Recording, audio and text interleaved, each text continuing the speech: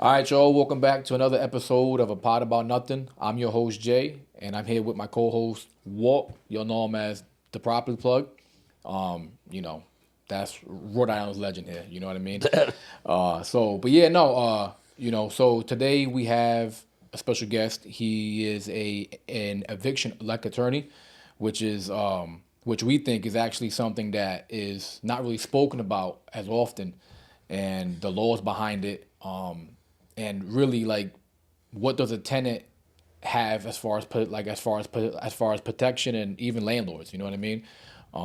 Is there anything you want to add, Walt? I think eviction attorneys are way underrated, and we're sitting here with one of the best eviction attorneys, Michael Crane. There you go. Thanks for being on the show. Thanks for having me, guys. We appreciate it. appreciate you. Sure.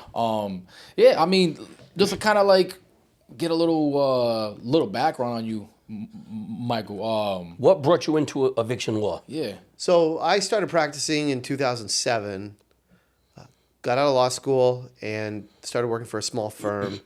And actually, there, one of the first clients was one of the larger subsidized housing providers here in Rhode Island, and I really enjoyed working with them. The basis was they're a no evict facility. And the basis was to really work with individuals with really some pretty heavy needs. Okay. And Like mental illness? mental health, physical disabilities, whatever it was. So these were residents living in the homes? Correct. And they wanted you to work with them as far as working with them to get through their day-to-day, or these are people that are struggling with their rent? They were struggling with their rent, struggling with their ability to just maintain their daily lives and be able to, live in a communal environment without struggling. So when you say communal, like, is it like individual home, or is it like inside of a community? No, it'd be like an apartment building. Like apartment building? Yeah, Okay. similar to an apartment building. Got it. Okay. So You see more like convicted criminals coming out of jail, or just people raised in the system? you see a little bit of that, but because, people who are recently released from prison, a lot of times can't pass a background check. Correct. So I'll deal with those more with individuals who are purchasing, let's say, a 3-family that they want to rehab, or they've purchased a building at foreclosure and now there's squatters in there. Gotcha. That's when you deal with a lot of those types of individuals. Gotcha. Very rarely do I deal with criminals, and I smile. You said, do you have any examples? I'll never forget one of the times I probably 5, 6, 7 years into it. It was definitely 6 or 7 years into it. Now that I think about the timing, I met with a guy in the hallway, and I gave him I always approached residents, tenants with the utmost of respect. I understand they're in a difficult situation. You're talking about one of the essential 3 items in life. What, right? Food, clothing, and shelter. Taking a big You're one away from going them. right to shelter. Yeah. Right. So. I was talking to this guy, and he was very firm and whatever, and I was like, listen, this is what we can do, and he looks at me and he goes, do you think I effing care? And I said, nah, and he said it in a stone cold way and looked me in the eye, and I walked away. You knew he meant and business. The other attorney that I was working with went over and spoke to him, and he said, I just got out of jail for basically murder. It was probably manslaughter at the time because I couldn't find a witness or whatever. He's like, do you think I fucking care? Yeah. So, And you were evicting him. yeah, and we were evicting him. So we were like, we were basically like, what do you need? What do you want? Yeah. Like if looks could kill, we were dead. Yeah. So I deal with that, but I mainly, you mainly deal with, it's unfortunate because, and that's why, I keep, like yourself, like I always remember our first case. I keep a lot of individuals like yourself, where you've got to go in, respect tenants, respect residents, because you're dealing with single moms or single parents, who have really hit some difficult times, or you're dealing with people with mental health issues. You're dealing with, a lot of times you're dealing with, unfortunately, immigrants who are on cash basis, or their jobs are, very fluid. So it's not people in easy situations. Sure. I think there's 2 schools of thought. One is you go completely unemotional, cut it off, or you go in and listen, just, let's handle this. How do we do this? Yeah. So then do you find yourself being more on the emotional side of things, trying to connect with the residents, or do you feel like sometimes you have to put that stone wall up and I think I have to advocate for my client. Sure. So I can't, if I go into, with the emotions and all that, all of a sudden now am I getting too close? And then you get accused of that by your client. I mean, we know what the system is. We know how to get people out. Yeah. We know what we need to do, but there's also a system there. Yeah. So you have to respect the system. There are attorneys in the hallway which weren't there before the pandemic. So you have to respect the fact that there's going to be an attorney, and they're going to understand that, listen, they're going to get approximately 30 days to move. Got it. And that's difficult for a lot of landlords to swallow, because it's a lot of people, especially coming out of the pandemic, who purchased homes. They purchased them at an inflated value. I know you wouldn't call it an inflated value, but the value is inflated based on the rents that you can charge here in Rhode Island. Sure. Because you've got, even if you have a couple working 80 hours a week at $16 an hour. Tough to get by. $2,300. It's tough. That's extremely tight. Yeah. So, I've got a landlord who's extremely upset, usually in tears. Usually they found out, I can't tell you how many calls I got on a Friday night, pandemic, coming out of the pandemic, of someone who bought a place on a Friday, knocked on the door, and the tenant said, screw you, I'm not paying my rent. I haven't paid my rent in 3 months. And the realtors didn't do their work. Yeah. They didn't tell them. So this is the first time they're fighting, and you get a call Friday night from someone crying, and you're like, listen, our office didn't represent you. None of our realtors represented you. You went with a brand new realtor. Yep. You wanted to buy a place. You got dollar signs in your eyes. Yeah. You're not going to be able to charge $2,500 a month, $2,600 a month. Yeah. So then now they can't afford their mortgage. So they find all this out the first night they own a property. Yeah. And how do you recommend someone avoid any of that? Do you have realtors you guys work with? So I don't get that housing aspect and the landlord-tenant aspect has grown so much. I don't have a lot of time to get involved with that. I was involved for a little bit. I do seller reps. I don't really do buyer reps, but you made sure that all the paperwork, you'd advise your clients, listen, provide all the paperwork. But really, I think the most important thing is quote unquote estoppel agreements. You don't see it. You see it more with like the realtor forms. Sure. But hey, what's this resident paying? Provide me a lease. Provide me if they're behind in rent, and sign all of that. Well, a lot of times the seller will lie about that. So what I do is... So that's why I said you have the seller provide the paperwork and sign. Yeah. Because then you have a lot, you can go recover from them. Yeah. I will evaluate the potential renter as if they're signing an application with me. And if they've ever been evicted or they don't pass, my requirements, I'll require that my seller remove them from the property before I buy it and say, hey, I'm not comfortable with buying this with this tenant. We'll close on it when these people move, to avoid me, inheriting a tenant that I would not normally rent to. Yeah, and that makes total sense. I think that's a great idea. I'm in the middle of a case right now with a woman who, when the case started, she owned the place. She's already sold the place because the realtor was on both sides. He sold her a bill of sale. There was probably they could never get in the unit when she bought it. There was probably $25,000 in a minimum damage to the unit. Wow. The tenant hadn't paid rent in 9-10 months. And the seller smartly didn't provide an estoppel for that unit. Provided something for every other unit and nothing for that unit. They knew So what they were doing. when you said what, like an estoppel, right? Yes. Well, what's that? So an estoppel agreement is something that says, hey, the tenant's rent is X. They're up to date on their rent. Okay. This is their lease.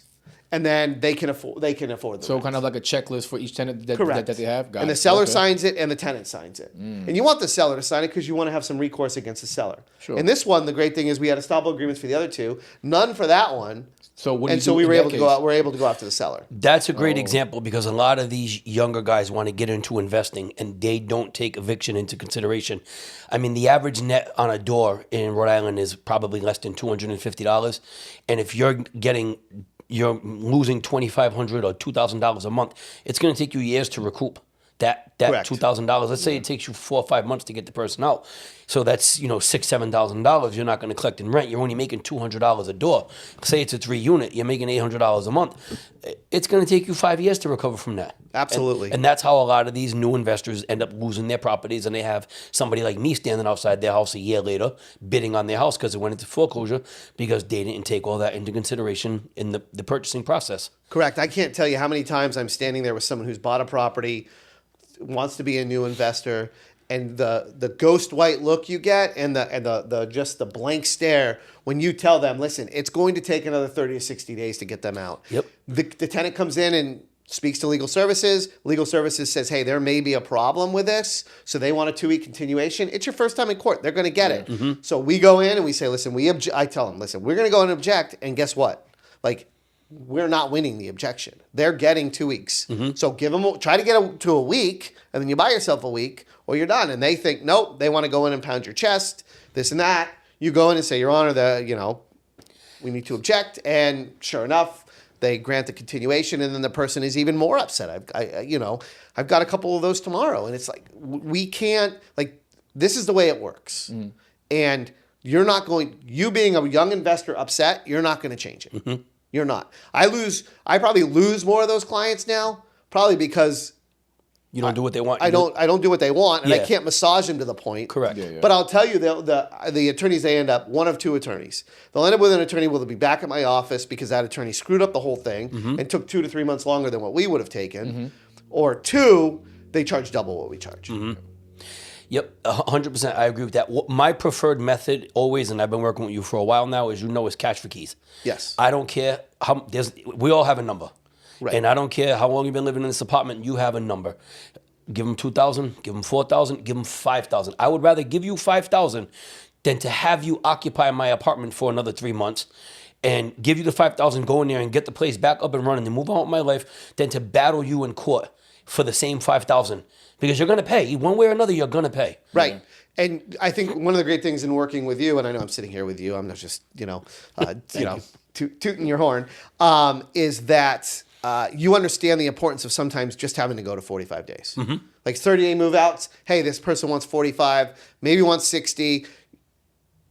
Just get it done. Yeah. Get me a date, and now I know when I can go work on that property. Now, quick question. When you are doing these evictions, do you normally represent the landlord? Do you sometimes represent like buyers? I mean, not buyers, like the renters as well? Is there type of laws with evictions and things like that from a renter side? So I'm at the point in my practice where I've represented enough landlords, Rhode Island small. This is lucky. I've been blessed to have all of these people come over and use my services. I'm really at the point where I can't represent tenants. I just have too many conflicts. Conflict of interest. Okay, got it. So he either evicted somebody or their daughter and he can never represent them because he at one point evicted them. Or I represented the landlord in one way or another, or I did work with the attorney who's representing the landlord who's evicting them, something like that. So if you evicted me 15 years ago and then I bought a house and I am now a landlord and I said, hey Mike, you did a great job throwing my ass out, can you throw these tenants out? You couldn't do it. No, I could do that. Okay. I could do that. What would happen is if you came to me and said, hey, he's evicting me, and I could say, hey, listen, nope, the other attorney in my office represented him. I represented him. Or attorney that I've done some work for has represented him. Because when I was coming up, I did work for anybody that I could do work for. Sure. So that comes into play as well. One question for you. In Rhode Island, you only hear 3-4 eviction attorneys' names. I know there are a lot more out there, but you only hear these few handful of names.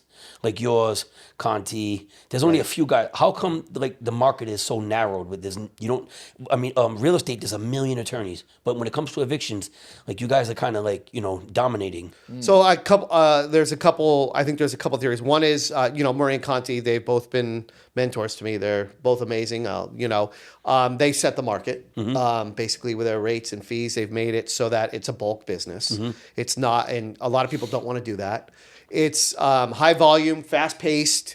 You also have to deal with screaming tenants calling your office. Yeah. So if you have this wonderful professional side of your office, when you have screaming tenants who will call 6, 7, 8 times a day, it gets in the way. Another thing that gets in the way is, and I once represented a woman on a $13 million Ponzi scheme case. I will tell you, I get more calls on what now is a $1,200 eviction. I used to say $600. On a $1,200 eviction than I get on the $13 million Ponzi scheme case. I'll bet. Because your landlord's like, I need that money. I need to pay my mortgage. I need it. What is going on here? And they will call 6, 7, 8 times a day. So people don't want that in their practice. And now you've got, Murray is close to retirement. And, Conti's where he's at. There's me. There's a couple others who kind of dabble in it, but they'll charge double what we charge. There it is. And they're charging double why? Because of all that. Well, they're only doing one, so they're going. Sorry to interrupt. No, it's okay. So they're going to court. So they go to court, and if they're going to court for one, they're going to charge double what I charge when I'm there for. He's already there. I'm there for 15 to Got it. 20. Yeah. I'm already there. So you pay me half. You may have to hang out as a landlord for an extra half hour, but you're paying that much less. So Yeah, that's why I you're use there this. with several other landlords opposed to Yeah. the guy just showing up from one. Yeah, and Makes sense. the real difficult thing is to get into that, and don't show this to any attorneys. Is all the young attorneys want to stay at home. They want to work from home. Yeah. Nobody wants to go to court. Yeah. So there's like, Murray had Conti behind him. Conti had me. Right now, there's nobody behind me. Yeah. Because No, all to go and patch the torch through. all the new attorneys don't want to do this. Yeah. So So you will be the Conti. Like Yeah. you'll step in his shoes. So, but how would that change the landscape moving forward with you guys? Like, would that just be like a lot of Zooms, or guys just don't want to No. move into that space? I think people just don't want to move into that space at this time. I mean, there are others. There's great ones. The Conti and Yaraboff are the two. They're the top. I think it's safe to say, but- when it comes to evictions, to make money in this business, you have to do volume. Yeah. Right. Because evictions run from between $400 to $500 to $1,000. Probably a lot of these attorneys would rather do criminal criminal defense where they can make thousands and thousands, but it's like go hang out at district court and make $500. Yeah. So excuse my my ignorance, but No, that's fine. Being an attorney, so you can basically, I'm just asking the question, like, so being like an attorney, so you just happen to get into this field, not that so much that you did a specific that you were specifically going in to be an eviction. So Correct. like you could essentially pivot from being like an eviction attorney to a different type of attorney. Correct. Yeah, totally. wow. So when I started out, I had that one client. I was in court all the time. Murray needed help. Steve needed help. So I would help them. And then I was in court. So people started coming up to me and using me and doing this and that. And hey, can I, and I said, yep. And so I built up from there. Nice. And then I would say 8 years in, 7, 8 years in, I finally got that one big property management company. And then it grew from there. What was that property management company? I'm not going to name it. Yeah, No, you probably not names, but what type of, like, they had like a lot of apartment units? Was it like apartment complexes? Well, unfortunately, there's a lot of C-class property where the evictions occur. Gotcha. So they had a lot of evictions. They needed lease work. They needed, all their leases redone. They needed information regarding the laws. A lot of information, like were they in compliance with the laws? The way they were doing certain things, security deposit laws. You name it. Speaking of that, have you encountered where some landlords are trying to illegally evict Oh, that happens all the time. tenants? Yeah, All the time. All the time. Yeah. What are some of the ones that like stood out? Or better, tell us what. Go ahead. I'm sorry. No, go ahead. A lot of landlords want to cut corners and they don't want to go through the process because the process costs them money. Correct. So what do you typically see guys do when they're trying to avoid the due process? So the biggest is change the locks. They'll change the locks. Tenant's not there. Tenants moved out half their stuff. It's February 3rd today. Let's say on the 1st they moved out half their stuff. They were coming back tomorrow. They just change their locks Sunday night. And then the person comes back and then you have an issue. And then what happens to the landlord after that? Usually they end up in court. They're going to be forfeiting a large sum of money. The judge is going to come Correct. down hard on them because they violated these people's rights and they changed the wow. locks. Yep. Changing the locks on the property is called what? Self-help eviction. Self-help Constructive eviction. Okay. Yes. All right. That's interesting. Yeah. So, how often do you see that? Well, I'll see it a lot just because I probably see Yeah. it once a month, once Okay. every few weeks. We'll get a call on a self-help eviction. It happens on the commercial landlord-tenant side as well. I can assume what happens is you have a tenant and the landlord comes in and now you got the tenant calling you and the landlord calling you and the tenant saying, I didn't move out. And the landlord saying, no, they moved everything out. And now they're both pleading their case to you. Correct. Right. And he's saying, this is why I changed the locks. And the tenant is saying, no, I didn't. Yep. And in some cases, the tenant could be trying to fuck with the landlord by leaving a few boxes. But the date is not here yet. Right, they're supposed to be out by the 14th, and it's only the 10th. So, as the landlord, you can't go into that apartment, whether there's one box in there or there's a toilet brush. They still legally occupy that apartment, so you got to wait to do process and to change the locks. Now, Correct. well, have you dealt with that? I've dealt with everything you Yeah. can think of. I have over 100 evictions, probably more than 100 evictions. I've dealt with everything. Yeah. Yeah. So, but you've had like those tenants where they'll leave a little shit around you. So just the to way fuck with this you? is what I'll do, right? So I don't have to bother him or bother the courts. I'll leave a note on the door and I'll say, hey, based on my opinion, this apartment is vacant.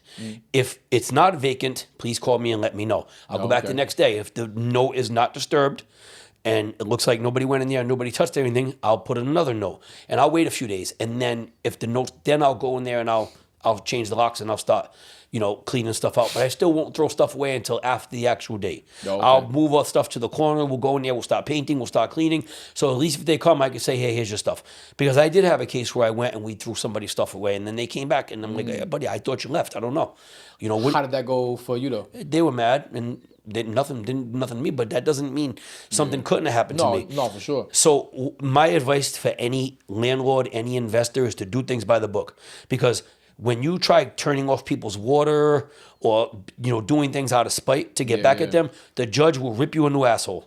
And they don't like it. The judge does not like to see you violate the tenant's rights. Yeah. Rhode Island is I would say it's not a landlord friendly state or a tenant friendly state. I think it's kind of fair.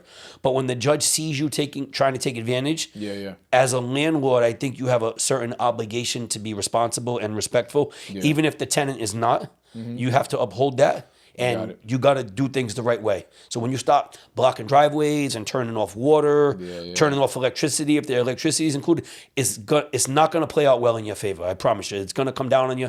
The people are going to go to court. They're going to tell the judge. The judge is going to look at you and say, why did I do this? And you're going to say, well, the water pipe broke and no, you're full of shit. Yeah, you turned it off. Now You turned off the water. You did it out of spite. Yeah. And it's not going to, if you plan on being in this business like me, you don't want the judge to know who you are. You don't want just, this is you again? Turning off electricity? You're leaving the house looking like shit? Stop building a name for yourself up in the wrong way. That's right. I mean, you can agree with that, right, Mike? Absolutely, 100%. Mike, can you walk us through the eviction process, how it starts?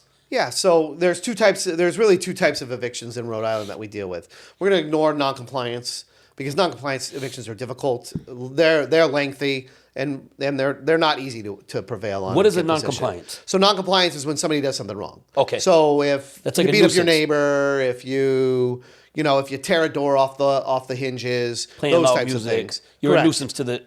Yes. Okay. You get 30 days to cure, and if you don't cure, you can file the eviction. Then you got to prove it. But if you cure by the time you get to court, usually the judge is like, "All right, they cured." So you got two types of evictions. We'll start with the quote unquote easiest of the two, which is the non-payment of rent. Okay. So non-payment of rent, for all intents and purposes, on the 16th day of the month, when you're more than 15 days in arrears in rent, you mail the tenant a 5-day demand notice. 6 days later, on the 22nd, you can file that case in court. File the case in court, and you get a court date per the statute 14 to 24 days later. Used to be 9 days for 100 years. That's why they call them 9-day evictions, but it's really 14 to 24 days. Okay. So then you get into court, and if it's the first time in a 6-month period, the tenant has the right to cure.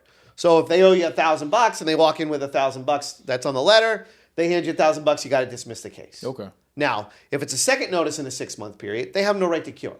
You can take their money, but you can still go forward with the eviction. Oh, that's good to know. So we'll start there, and we'll start with a non-payment case where they don't have any money. So then they come in, and that's when the negotiations start. There's a few different resolutions you can come to. One is you can waive all the money and tell them to move. How long do they move? 1 week. It has to be somewhere between 1 week and 30 days. Okay, the appeal period is basically the 6th day you can get the execution. So you can't move anybody out prior to that 6th day. You can if they promise to leave, but you can't use an execution to get the constable to move them out. Okay, so really focus on that.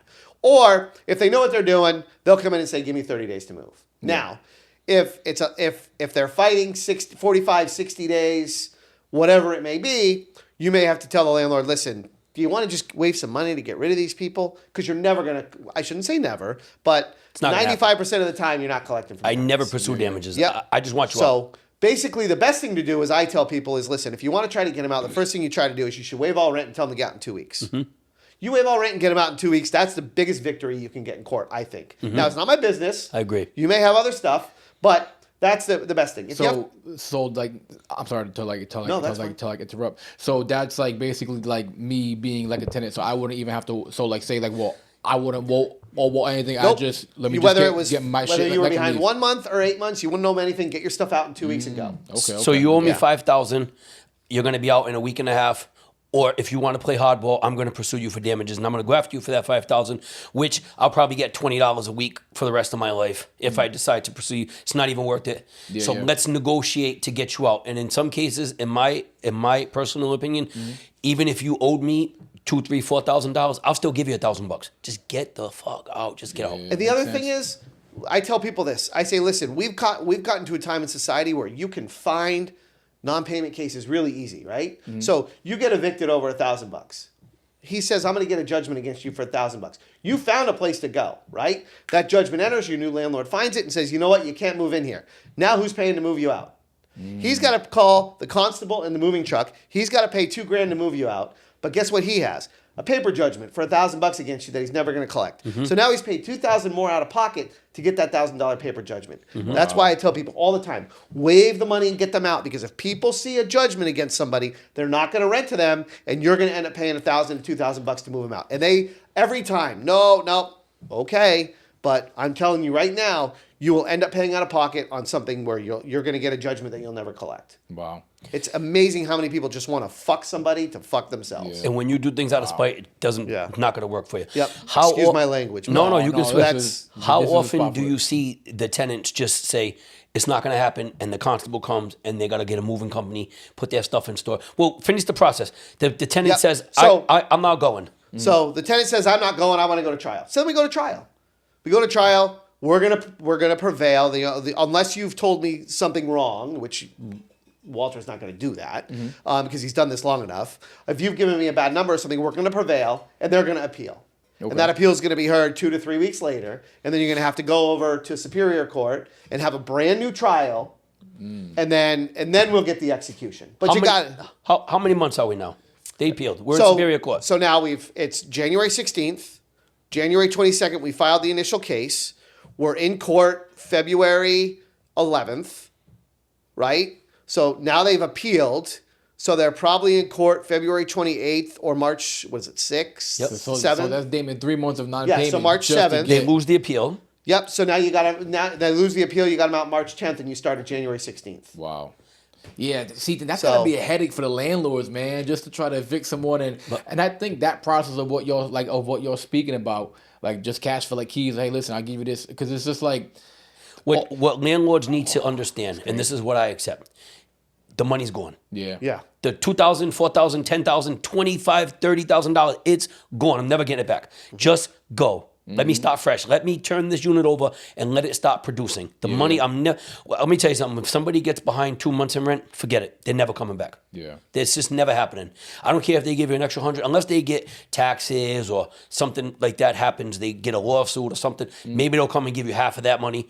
But if they don't have to, they're not going to get whole with you. And once somebody gets 2 months behind, they're already sinking. They never come back from that. Yeah, no, it might not be today. It might not be tomorrow, but it's going to end in an eviction. Yeah. If they get that far behind, it's just no, I mean, that's damn, man, that's for like a landlord to like have to go through all of that, and then again, like each month as you're not getting money plus whatever they're already behind on. Yeah, it gets so tough. it's like, yeah, man, that shit adds up quick. Oh, it adds up quick. So, Mike, they're in sir. Superior Court. They lose the appeal. Constable comes. You got to go. Yes. What are we doing now? So now the constable comes, tacks it on the door, gives them 48-hour notice. You've now paid, by not settling, you've now paid me $500 to go to Superior Court, at a round ball number, right? And then, Not to mention district court. now that's on top of district court. Yep. Now you're paying $300 for the constable to tack the 48-hour notice on and talk them out. Yep. They don't talk them out. You're now paying the constable, and these are round figures. Yeah. Nothing's certain. Let's say another $250 to $450, and you're paying the moving company $1,000 to $1,500. $1,000 to $1,500 if they don't have a bunch of shit, and Correct. it takes the moving company 3 days to load it up. Correct. And the people are crying about their garbage bags, and they want this is their family heirloom, and don't put that in a box. And Correct. They make it difficult for the movers because the movers charge by the hour. So Yeah. if the movers are there for 10 hours packing up their stuff, you're going to pay for 10 hours. Yep. And believe me, And constable 10 hours. and some of these people are imagine So like the constable has to still be like, Yeah, the constable has to be there the whole constable has to time. be present during Oh, that. shit. So imagine doing that with a hoarder, and they want to save their garbage. yeah. Yeah. I've been through it. Yeah. Yeah. how many times you've dealt with a hoarder like that? Oh, I've had 3 hoarders. Yeah? But I've never had to evict a hoarder. Oh, Not okay, to the okay. point. I've never gotten to the point where I had to send a constable and a moving truck. I've gotten close. But like I've been dealing with Mike for a long time. I'm going to pay you. Just go. Take the money. Take what you want. Take my car keys. I don't care. Just get out of the house. Whatever you got to do. I don't want any money from you. I never want to see you again. I wish you the best of luck. Before I go into eviction with any tenant, I try to explain to them, listen, it's just money to me. After this, you're going to have an eviction on your record. That's going to stick with you forever. Somebody's going to Google your name. You're going to go want to rent some place one day. You might want to buy a house. You're going to have to explain this eviction for the rest of your life. It doesn't go away. Am I wrong? It stays on your record. Well, no, now you can seal them. Oh, you can seal them. them every so many years. Okay. Yeah. After how many But you can years? seal them. You can, well, Do you gotta since pay for it to get 2024, you can seal, and then it comes off your record, but it's like you can only do one. I think it's every 5 years. Oh, okay. But I like, just can't remember the exact but like number. you have to pay for them to seal it type of deal, or is No, that they have to something- file a motion. Oh, So the okay. tenant has to file a motion, and then you have to not object. The landlord doesn't object. Oh, okay. So like, say Yeah. like for example, say I'm evicted, and I'm Yeah. 5 years down the like road. They would contact you to like verify. Correct. Yeah, just Usually after they move out, they'll contact and say, hey, listen, can we seal this? Yeah, you did everything you were supposed to do. No one's Alright. going to object. Go ahead and seal okay. it. What do you say about habitual evictors? Is that right, evictors? Evictors? People You mean that- people who've been evicted? Yeah, like, Yeah, over, yeah. like I mean, you're seeing the same person 7, 8, 10. Yeah, And I'll then- see the same person probably twice a year. I'll have the same person over and over. Some of them are just serial tenants. They Yeah. know what they're doing. They know the system. Yeah. They know how to pay a month rent and security deposit and then get 3 months free. Wow. Yeah. Like, that's just, they know it. That's just the game, huh? and when That's you- few and far between, and the judges figure those people out real quick. But when you see their name, you're like, yeah. Becky so and so again. There's Holy shit. some, I mean, you know, some of them are, most of them are sad situations. Some of them are sad situations. You know, some domestic violence, some are single parents who, you know, you've got a disabled child and you just can't get into Yeah. subsidized housing. Like those are the parents you root for to get into subsidized housing. Yeah. 30% of your income and you'll be set. Yeah. But they can't get in there yet. They're on a waiting list, whether it's for a housing choice voucher, whether it's to get into subsidized housing, public housing, whatever it is. Those are the people you want to get. You want to get in those. How about And so go ahead, I'm sorry. No. So you see those, and it's or it's someone with a mental health issue. Yeah. And you see that, and just, you know, there's just still enough mom and pops out there they can take advantage of. Yeah.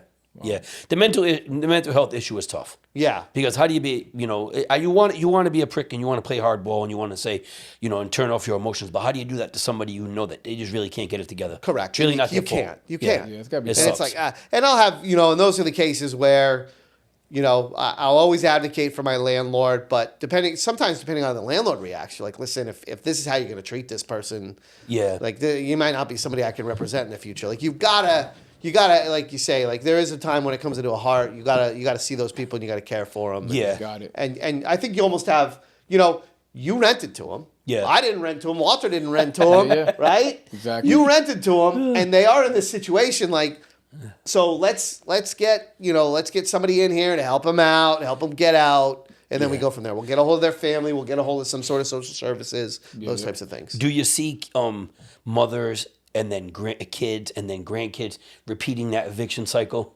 So not so much. I'll tell you the funniest story I ever had was I represented a subsidized housing provider, and this is back when they still had the payphone stands in the courthouse. Mm-hmm. So I was representing the subsidized housing provider and this kid, and I was talking to this kid, and he just got his place, and he's like, "Yeah, I'm not working. I fell behind." He's like, "But I'm getting Social Security," and I'm talking to him, and like, well, I'm like, "You can't guarantee that you're going to be on Social Security," and all of a sudden his mom comes around the cell phone bank and goes, "We know the system. He'll be on Social Security within 30 days." So And there she was just turned around and walked away. so there was one of those people that they So just know how to whenever do it. anybody says anything, you see families, you see repeat. That's the one story. I can remember exactly what he looked like, exactly what his mom looked like. I can almost tell you how many people were in the hallway at the time. Yeah, some because people- I was just like, you got to be kidding me. Some Like, people know how to work it though. Some Yeah. people can. It's just like a genetic thing. They just inherit it. Do you see some landlords where you're just like, bro, you shouldn't be a landlord. You Oh, just yeah. you just don't know how to pick tenants. Well, it's not only that you don't know how to pick tenants. You don't know how to be a landlord. You don't You don't know how to put on a front door. You don't know how to keep heat. You don't know how to deliver, utilities to the building. Yeah. You don't know how to fix a window. And that's completely unfair to the tenants It and is. residents. Some people just don't know how to be landlords. Correct. They don't know how to interact with people. They don't know how to provide the proper services. As a landlord, you are obligated to, provide a certain level of standard of living for some of these people. And some of these people, they think just because I own the home, I don't have to provide anything, but it's not the case. No, you have to provide it. You have to do it. You give other landlords a bad name.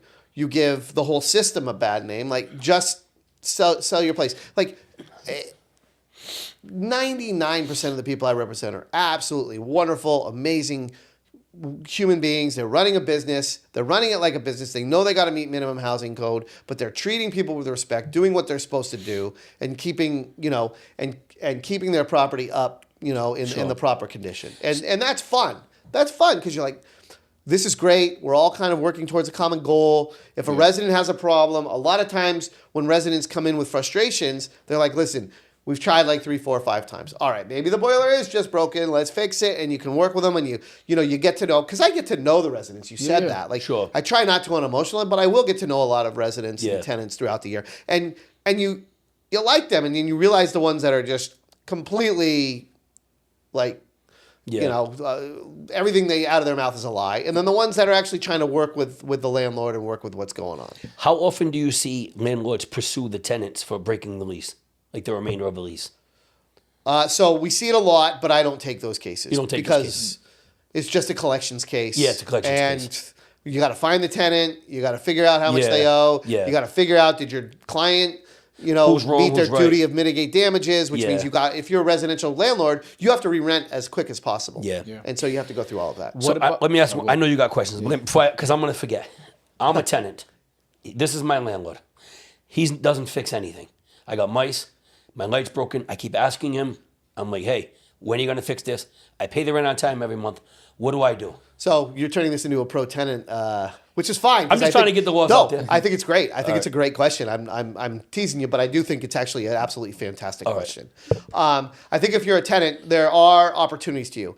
I always tell, if somebody calls me and I know them, and I will tell you this right now, the worst thing you can do in the state of Rhode Island is not pay your rent. Mm-hmm. It's the worst thing you can do. Why? Because the statute actually lays out nicely options for you.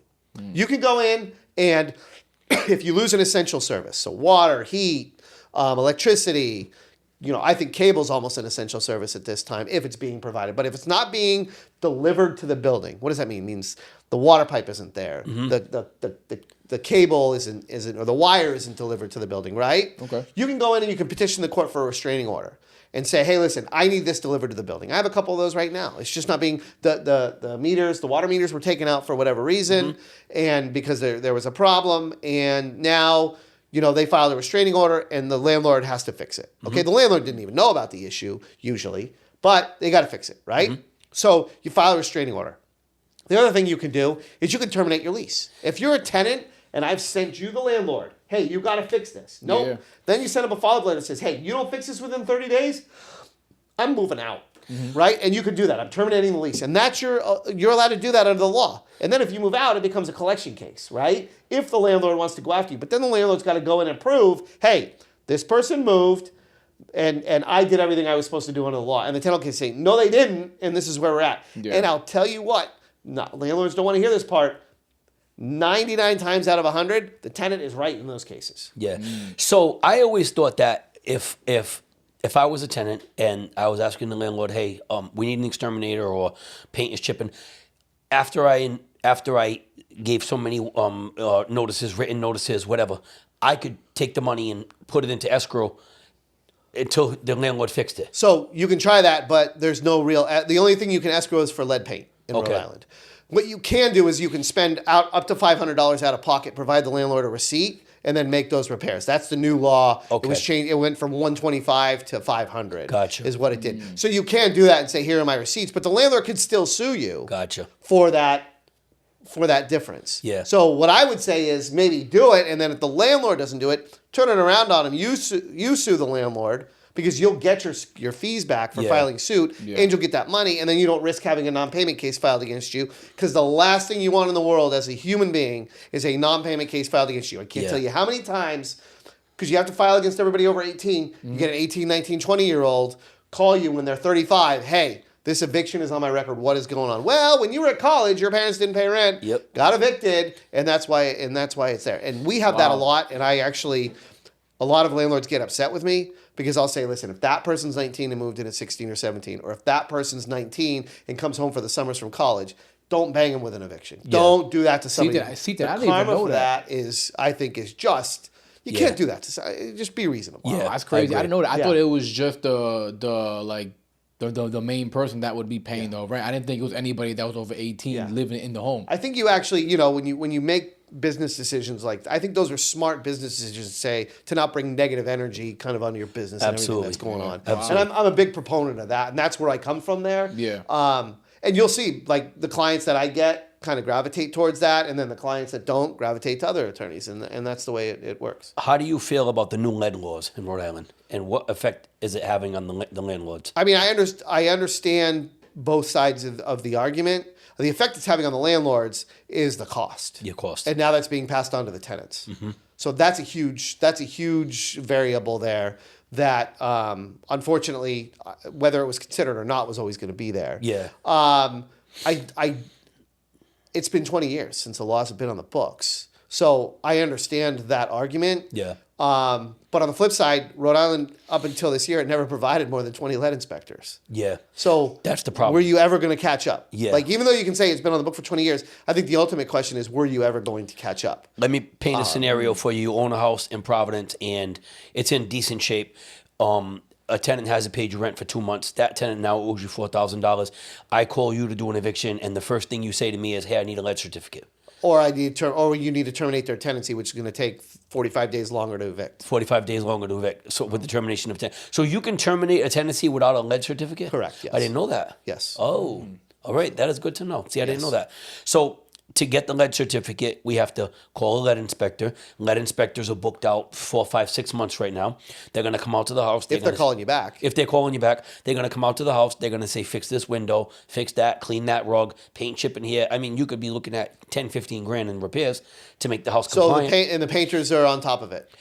They are. I had a very large case where the quote was $11,000. Once they found out it was a lead paint issue and the tenants were all over it. That's right. Sorry, it was $6,000. They raised it to $11,000, and then they got a second quote for $43,000 from somebody else. Because so they had to go with the $11,000 guy, and that was that. Now the process, as I know it is, no doors can be rubbing. Correct. Carpets have to be cleaned. To a certain extent. I'm going to say some yes, and I'm going to say I don't know because I'm not a lead inspector. Can't be any chipping paint, any correct. Fire alarms. Correct. A lot of basic stuff. My issue is we have to renew these every 2 years. So which means unless the tenancy hasn't changed.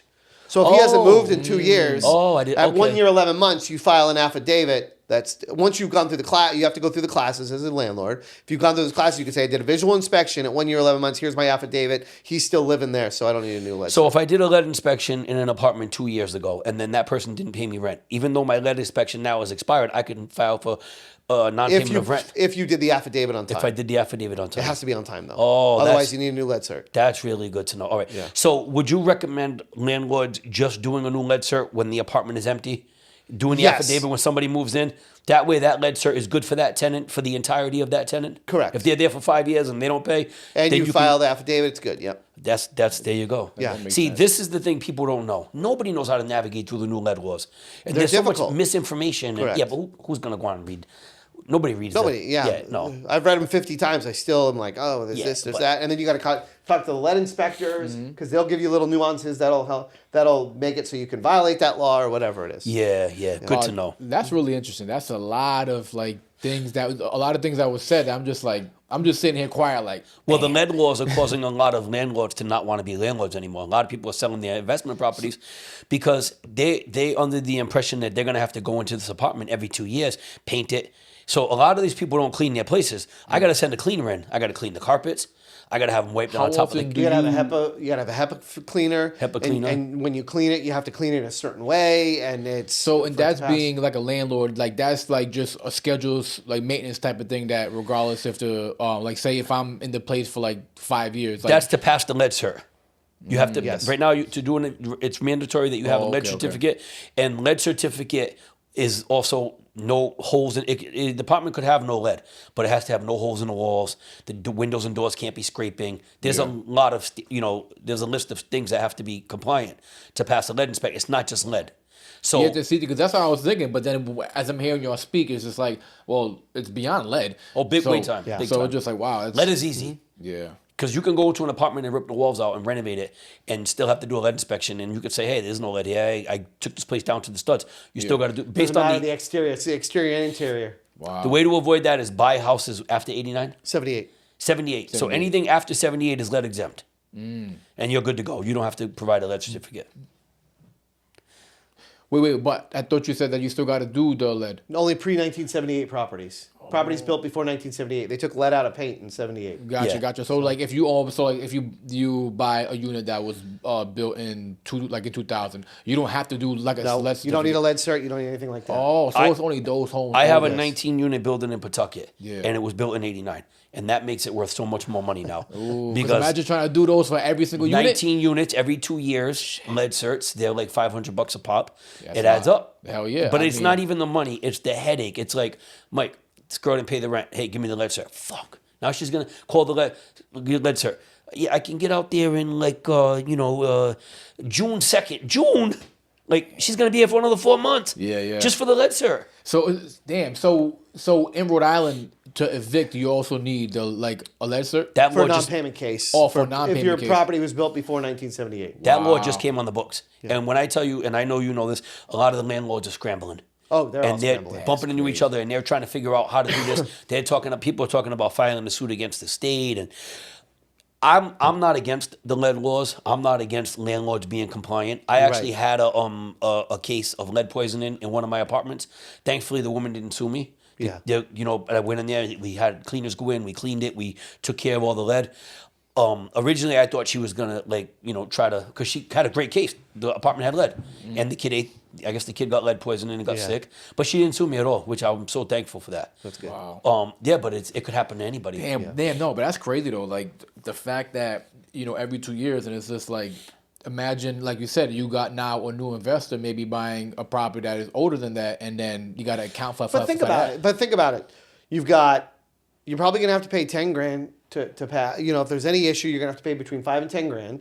You got to pay $600 every 2 years, so that's $30 a month. Yeah. You're looking at 10 to 15 grand. Probably let's say 15,000 to be nice. So that's $750 a month. So now you've just raised the cost of a unit by $280 a month. But you imagine going into, let's say you get a woman in there with 2 kids, and every 2 years you got to go in there, and the kids put a couple holes in the walls. Yeah. It's an old house. The doors are going to scrape no matter what you do. So now you got to go and you got to shim all the doors, or window scraping, or the windows don't lock properly. You got to go through the window. It's tough. Yep. Yeah, no. Single pane window. Kid puts their hand through the glass or puts a ball through that. Yeah. is. It's you got to go in that the shit adds up apartment quick, though. and then to add insult to injury, you say, hey, I'm doing all this work. I just need you to give the place a really good cleaning. Some people are not capable of that. They think they are, but they're not No, capable. they're not. You'd be surprised how many times someone comes in, does all the work, brings in the cleaning crew, and then they fail based on what the cleaning crew did. Happens more than anything else. Really? And when they come in, they take a swab, and they'll swab on top of the cabinets. They'll swab the carpets, and they send that out to be tested. And if it doesn't pass, then guess what? You're hiring a carpet Swab the cleaner. dirt outside the windows. Yep, swab the dirt. And you're like, hey, I just came here and went through your whole apartment. Please give the. So now, and this has happened to me, and I got to call a cleaning lady to explain to the cleaning lady, hey, they're going to wipe everything. So just get everything wiped. They're going to swab everything. And I schedule the lead inspector to come out and swab, which I got to pay for that again, right? Because it had been failing. Yep. And he'll tell you, some of these apartments fail 10 times because they just can't get the work done the right way. So and that's just based on just the cleaning part. Yes. Well, yeah, the cleaning part, yeah, but it's like, okay, hey, you missed something over here. Or, okay, this hole in the wall wasn't here 4 months ago when we did the initial inspection, but it's there now, fix it. And then, but quick question: you got to pay every time they come back out. You got to pay the inspector to come back out. So like say like you paid what, like the $500, Couple whatever it bucks. was. It's not a lot And for then- them to come but back It's out. failed. 180, and then it's not as much to get him to come back out. But it's a okay. pain in the ass Yeah, because yeah. they can't come out for a few months. Like he was saying, we don't have a lot of lead inspectors. They're booked out 6-7 months right now. Damn. So imagine you're trying to evict somebody and then like... Is and that you- something that the state could? So they've started licensing people Well, from right. Massachusetts to Connecticut. So I think they're up to like 60 or 70 right now. Still short still. compared to... So So like, I mean, you're talking 200,000 units. So. yeah. So Is that how many units we have in Rhode I Island? can't. I think it's someone said 200,000. I don't know, but How- even if it is that, it's How many evictions are you filing every month? Are you at liberty to say? so. That's a good question. 'Cause Last year, I feel like we're facing a sort of an epidemic and nobody talks about it. yeah, I mean, 23 was a lot. I haven't run the numbers for 24. Okay. But 23 was an exorbitant amount, but that was coming out of the pandemic. Can you say how many in 23? So I do ballpark? Massachusetts as well. I was gonna ask you that So- too. Do you as well work in Mass? I would say, give me a number you think I would file. I'll tell you if it's more or less. 100,000? 100,000 evictions? Yeah. Oh, no, way less. Way less, Less? okay. Yeah. Well, like No, maybe like no. 'Cause I remember- 20,000. No. You told me you do like 100 a month? It's usually, yeah, in a normal year, it's about 100 a month. Okay. So you're doing around Oh, so- 1,200 a year. Yes. So 100,000, I mean, is this 4 or 5 attorneys like you? 100,000 is not that far. So it's actually, it's about 20,000 evictions a year. Okay. So, and I usually do, usually do about 10%. Okay. All right. Okay. So not too bad, but definitely, where Yeah. would you rate Rhode Island as far as eviction goes with others? Like, it's a Compared to, small like, state. Is Mass that a or lot something? of evictions for a I small tell state? landlords, don't complain. Yeah.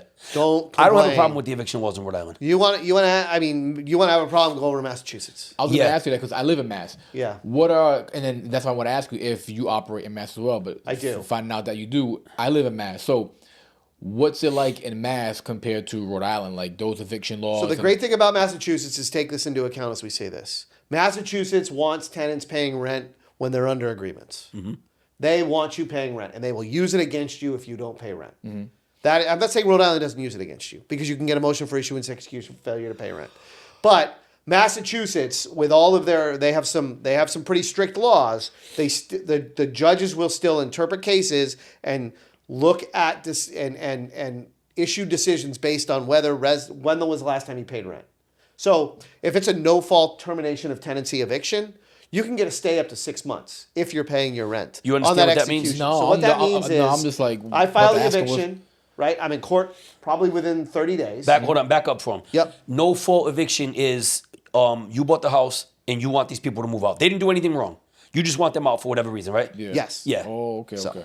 So So all right, so like say like you sold the house, I bought it, you had tenants, and I want them out. yes, you want to move your mother in there or something. So that's a termination of tenancy, no fault eviction. Go ahead, you can continue. Yep. Gotcha. So- yeah, no, 'cause I was gonna ask, but I don't. So no fault eviction, you get into court and the residents pay their rent, they're up to date. You go in and they say, listen, I need 3 months to move. Well, if they're paying their rent, you're going to give them the 3 months. Why? Because they're under the statute, they can get 6 months if they're paying their rent. The judge can say, listen, the execution, which is the piece of paper you give the constable to move them out, Okay. it'll issue.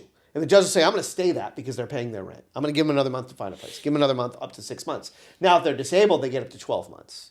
Okay. Rhode Island has nothing like that. 12 months. Wow. Right? But you can, so when someone comes and says, how long is it on a no fault termination? I got a call today. I need to get somebody out. I need to sell the place. I want to list it July 1st. But I want to send a termination of tenancy for July 1st. I said, well, the problem is, are they disabled? The answer was yes. Well, guess what? Do you want to sell it July 1st of 2025 or July 1st of 2026? Yeah, If I bought a They house, said, oh, I'm mailing that notice today. Well, Wow. if I bought a house with a disabled person in Massachusetts and the seller didn't disclose that to me, could I pursue them for that? I don't think so. Because they misled me and now I have to deal with this disabled I person. don't think so because not only HIPAA, discrimination laws. Who am I discriminating against?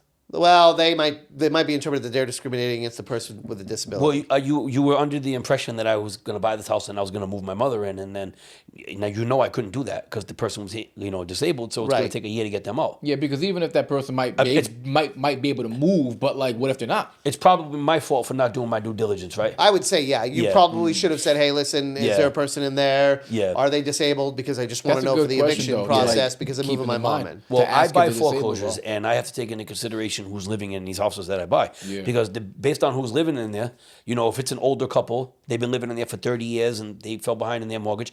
They go to court. The judge is going to look at me like I'm the guy who bought the house at the foreclosure. But you got to take them into consideration. Like they're an old couple. They've been living. So they can't just pack their shit and go. No, Yeah. You know what? Which actually it brings me to my question about that. Like, say like the landlord, he owns a 2-3 apartments type of unit.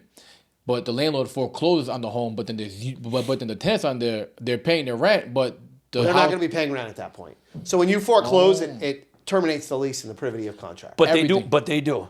because But they'll try. No, I see that all the time. But then, so let's get to that. Is that, like, so? I legal? just want to start with the law. The baseline of the law Yep. is privity of contract. There's no contract there. Don't take rent. But then the landlord will come and say, "Yeah, I'll take $1,000 for you." Now he's created a tenancy. Now they're tenants. Once you take money, if the guy says, "I'll give you $500 so I can stay 2 weeks," if you have nothing in writing, you've created a tenancy, and that's the biggest issue. What I see all the time is the landlord will know that the house is in foreclosure. He hasn't paid the Yes. mortgage in 2 years. He's there every month collecting. Yep. He's there every month. Yeah, and then that's my thing The about tenants that. are like, "Hey, I just gave," and in some cases the landlord will say, "Hey," I believe this to be true. The rent is $2,000, and the landlord, he knew his time was up, so he said, "Hey, listen, give me $3,000." And I'll cut $1,000 off each month, and you can stay here for another 3 months, Yeah. and just kind of duke them out of $3,000. Because they know that they're not going to be able to come back to this house next month, so they're going to get as much as they can. But like, what can the tenants do? Like, They got to sue them now civilly for that. Oh, okay. So like, they'd be If able they to weren't sue. the owner, they Yeah. could sue him civilly, but the owner could get arrested too for fraud. Accept their money on the false Yeah, pretense. because if the house is foreclosed on like that situation that will present it, like, but the guys know that, all right, well, like in about a year they're gonna close this shit, but I'm still taking money. Like, the tenants can go and sue him, and he can get arrested and all that shit. Yes. Wow. So what do you? There's a lot of scams going on, right? A lot of Yes. people with ads on Craigslist, and they cash at me some money, and I'll send you the keys. How can people avoid? Well, first of all, should people be paying application fees for apartments? Well, you can't charge application fees in Rhode Island. That's illegal. Well, actually, that's a good. I'm glad you said that. As a landlord, what can I charge someone moving in? First, last, security. Just first and security. That's it. You I cannot can't charge or you first and last. Okay. You cannot charge anything greater than 1 month's rent. Okay.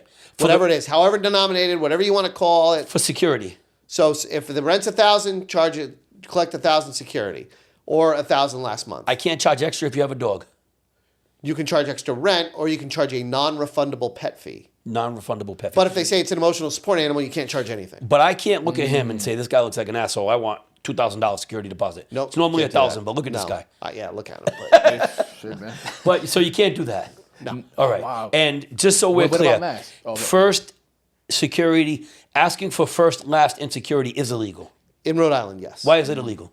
Because the statute says you cannot collect greater than 1 month's rent, however denominated is the language. that's used. good. So it's okay. So I'm not gonna lie. I'm a little confused on that. When you're saying they can't collect greater than 1 month's rent, so if it's the first and security, so the first month's rent is going to be that, Right. And then security would be more than that. Is So it it's like, first month's rent. No, it's equal. So you Same as so the if rent. it's $1,000 rent and you collect 2,000, 1,000 for rent and 1,000 for security.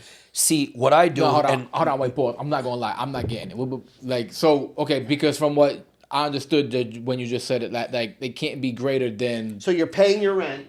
So then the security deposit or whatever else you're collecting Yeah. cannot be greater than this first month's rent. Oh, okay. Yeah. So like the rent plus whatever you're gonna collect. Correct. Oh, okay. Yeah. I thought you meant like in total So it if you're- can't get more. No. if your rent That's is what I 1,000, your misunderstood. security is 1,000, your first month's rent is 1,000. Yeah, That's all yeah. they can collect is that 2,000.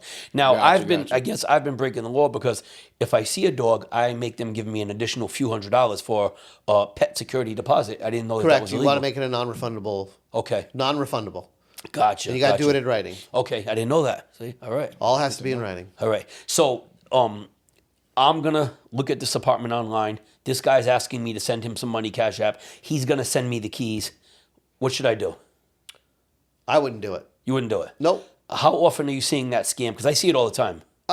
So I see some of my own apartments online. People asking yeah, for. I don't.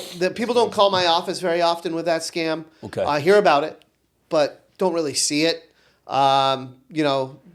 There was some guy was doing it down in southern Rhode Island, big time. He was doing it, and I think he got busted. But that was the biggest one I heard of. Can I charge an application fee? No. No, I'm not allowed The to. law does not allow, as of January 1st, 2024, you're not allowed to charge an application Okay. fee. Because I know some guys that make a business because look. Oh yeah, that's why they passed a statute. Yeah, they make a like, business just because you don't get even. 50 people Here's come in. here's the catch: you don't even need to own the house to charge the application fee. So you could just take pictures of apartments, put them online. Hey, you want to fill out an application? Send me $150. Send you the application. Sorry, you didn't get approved. There's no Yeah. law saying you actually have to own that house. Correct. Yeah. That's a crazy. There's so many scams, man. I'm just over here like What? that shit's crazy. Walk me. I don't know if you've dealt with this scenario or not, but I have an Airbnb, and the people, they're not leaving. So in that case, if you have an Airbnb agreement, they're probably squatters. Mm-hmm. But at the same time, you got to see what they've charged, what they paid, how long they stayed, what the communications are, because they could be tenants. All right. But they're probably squatters. But I'm telling you, it's an Airbnb. Yeah. I can show you the verbal, the listing, and they're just like, hey, man, I only plan on staying here for 2 days. I don't have nowhere to go. Do what you got to do. How do I get them out? So you got to send them a 10-day notice that says they got to leave within 10 days. In an And if they Airbnb. don't leave, then you got to do the 20-day. Yeah, because they're a squatter. They got possession of the premises right now. So that's something else that I thought. Unless you're paying a daily tax rate. Well, Airbnb, you do pay a daily, right? Like a hotel. You're supposed to, but... Because a hotel, they yeah. could just have you removed. Correct, because they pay a daily tax rate. Gotcha. So there's a different statute that's applicable. What do you mean by that daily tax rate for us? Because I don't know. So hotels pay a daily tax for state tax rate. So the state imposes a tax on the room for each night that someone stays there. So because of that, it's not considered under the Landlord-Tenant Act. So then he would have to pay that to the Airbnb state. pays a daily tax rate. So if you're paying a daily tax rate, Yeah. you might be able to go in. Can I just call the police and say, hey, they got to go? See if they give a shit, yeah. They might not. They may say it's a civil matter, and then you're Yeah. gonna have to. I tell people this story. You might be able to file a restraining order to get them out, but it would be in Superior Court. I tell people this story. I had a situation one time where I had a tenant who lived in an apartment. He had someone that would frequent his apartment, I assumed for prostitution. When he moved out, that girl moved into my basement, into the storage unit. And it wasn't an apartment by no means. It was just an empty storage unit, and the basement had heat from the boiler. She moved a mattress into the storage unit, and she was living in there. Yeah. And I called the police. There was no way to evict her because she didn't have an address. I called the police. The police told me it's a civil matter. You have to evict her. Mm-hmm. And I'm like, evict her from what? She's living in the basement on a mattress. This is not, doesn't even have an address. It's not safe for the other people that are living here. It's not fair. The people are coming down here to do the laundry. She's living in the basement. Yeah. And it just got to the point where I had to call the cops on her about 4 or 5 times. She was peeing in the washing machine. She was creating such a nuisance. She was bringing people in from Chow Street, having sex with them in the basement for money. The sad part is this very nice girl. You could just see that she was going through a really, really hard time. She was very apologetic. She wasn't like an asshole about it. She was just like, I'm sorry, I have nowhere to go. She ended up being a really, really nice girl. But the police just didn't want nothing to do with it. Yeah. They said, hey, it's civil.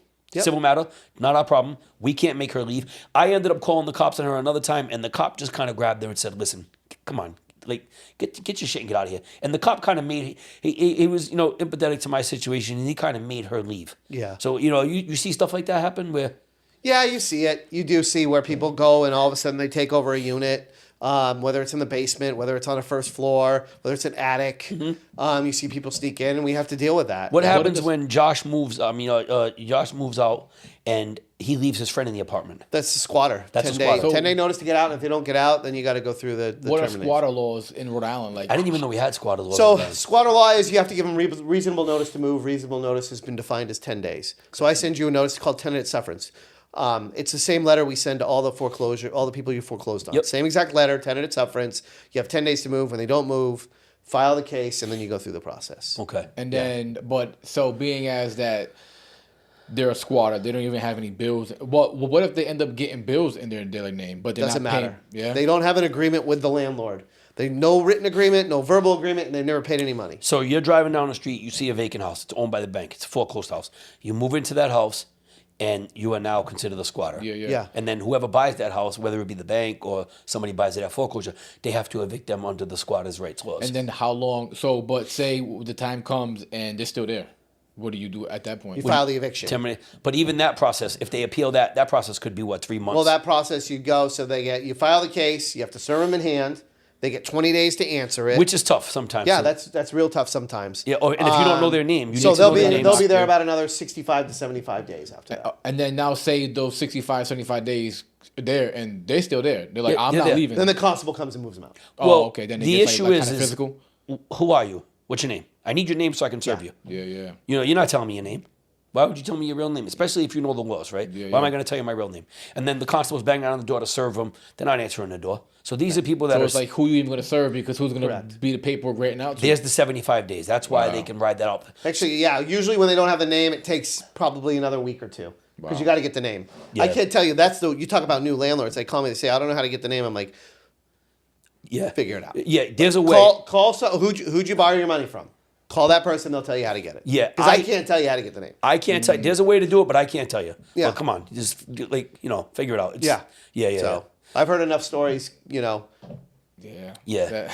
There's a way. Where there's a will, there's a way. Yeah. I got a couple It ideas hasn't in mind. cost you but I enough don't know money if yet. it's- like, if it's Enough appropriate to money, say. you'll figure it out. Yeah. Go do your daily rate. What's the house costing you, and you'll get that. You'll get that name tomorrow. Yeah. Yeah.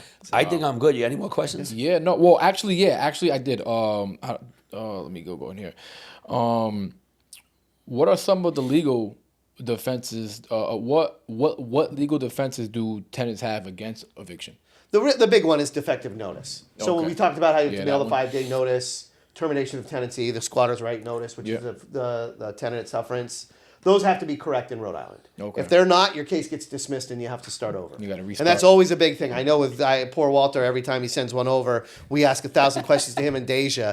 And Deja's like, da da da da da da. I'm like, listen, we're doing this now because if it's wrong and we get to court, you're going to kill me in 45 days when Yeah, we're yeah. there. Yep. Because the reason why I say 45 is we've already gone through some of the process. So Yeah, don't, for sure. I'm not, but we're in court 45 days later, Walter would be like, well, why didn't we catch this when we did it? Yep. So And then now another 45 days goes on. so we always ask, you got to send this, you got to send that, you got to answer these questions. Yeah. And honestly, like Walter knows, I mean, I love Walter. He's been wonderful to me. But we won't, if he doesn't answer the questions, we won't file the case until we get the answer. That's good though. At I least you feel guys got like that that's type one of the biggest relationship, too. problems with landlords, and you must see it, right? Because they're just not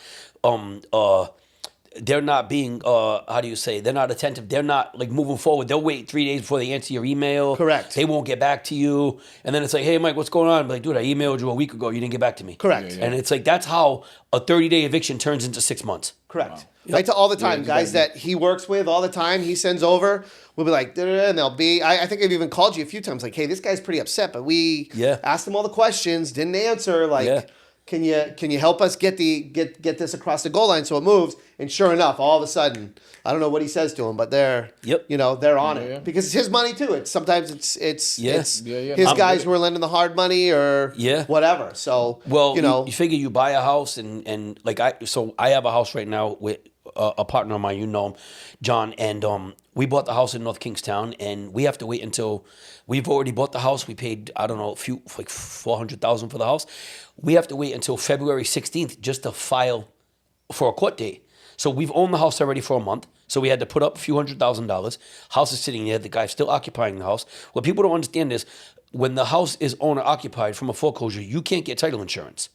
When you can't get title insurance, most of the times you have to pay cash because a lender is not going to lend on a house when you can't get title insurance. Yeah. So that's a big loophole that people don't know about.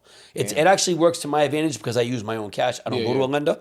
But a lot of these guys buy houses at auctions, and they go to a lender, and the previous homeowner still lives in there. The gentleman who got foreclosed on can't get title insurance. So now we have this guy living in there. We paid a couple $100,000 for the house. The money's sitting there. It's not getting us any return. It's just sitting there, and we have to wait until February, mid-February for a court date, and that court date will be what, 2-3 weeks away? yeah, so you'll have him out April 1st is what your hope is. We'll have him out when you April look at 1st. it. So at the latest. February, March, April, he'll be gone. So that's That's a long tying up. time. But John and Walter, John and Walter know. So they're not, you don't see him getting fired up about it anymore or nothing. It's like, nope, here's what we're going to do. Boom, boom, boom. But let's We know put what the this date into is. perspective for a potential investor. You bought that house, you paid $500,000, you paid 2 points, which is $10,000. You're paying a lender $5,000 a month. So there's $2,000 in points, and then there's 4 months. So there's $20,000-$30,000 just in holding costs on an investment property. And you haven't even started. And you haven't even set foot in the house yet. Correct. Wow. And then you don't want to push too much because when you push too much, they're going to destroy the house on the way out the door. And it's gonna even cost you more money. It's going to cost you more in the money. back So you end. don't want to push, even with a tenant. That's why I don't go back and forth. I don't argue. If they text me something belligerent, I just won't answer them because I don't want to upset them. Because at the end of the day, you don't want them doing shit like putting cement down your drains, which I've never had that because I don't get into it with tenants. No matter what they say, I won't go back and forth with them. I maintain a certain level of professionalism, and I won't let that be breached. I recommend that to any landlord, anybody that's doing an eviction. Just don't drop down to the level of being. It's actually the best advice you can give. Yeah, don't be petty and try to understand that these people are going through stuff. We've all been through stuff. Nobody, even the worst of the worst tenants, don't want to be evicted. In a perfect world, everybody would want to pay their rent, live their life, raise their kids. So they're going through something. Try to be compassionate towards that. For sure. And even if they are being belligerent towards you, just if it helps you feel better, just remember They won the war. You're going to win the battle. Like, Exactly. At the end of the day, they'll be out. You'll get your house back.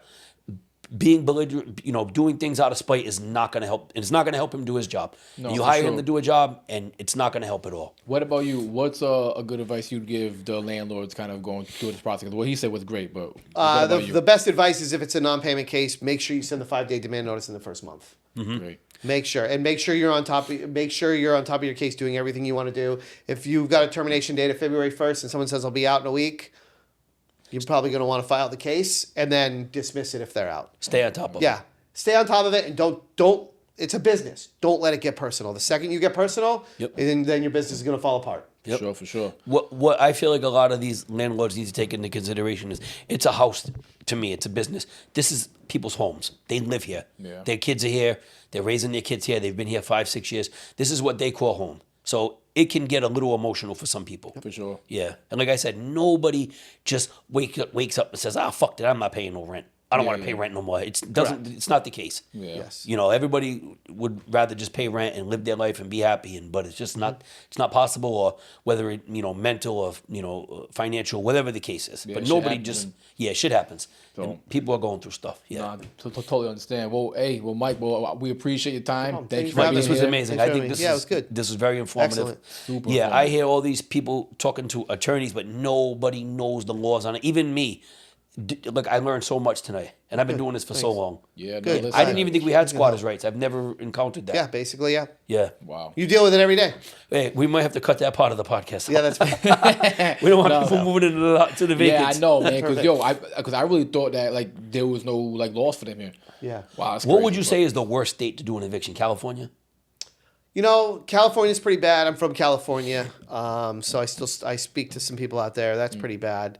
Yeah, I think that's Yeah. New York. New York, yeah, I hear New York's York a pretty lot. bad as well. Yeah, I've heard about that one. It was just one They say lady. they're trying to bring rent control back to Rhode Island. They propose it every year, so we'll see what happens. Yeah, I don't talk about the politics of it yeah. because now it's changed so much in the last 2 years. Yeah. I don't get involved at all. Yeah. I don't blame you on that one. Yeah. Mike, we appreciate Great. it. No problem. Thanks for having Pleasure. me. Take care. Thank you, Mike. Good to see you. Nice Yes, meeting awesome. you.